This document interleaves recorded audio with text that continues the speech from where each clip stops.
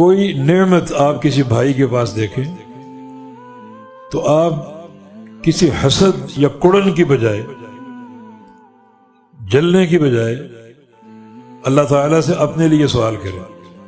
مانا خالق کائنات کی رحمت اپنے جوش پر جو اس نے اسے ایک چیز عطا کی اور وہ نعمت اس کے پاس موجود ہے، تو بجائے اس کے کہ آپ حسد کا شکار اور اپنے اعمال کو برباد کر لیں، آپ اپنے لیے اسی وقت دعا کریں، سوال کریں، جس کا ایک شاہد بارش میں دعا کی قبولیت کرے.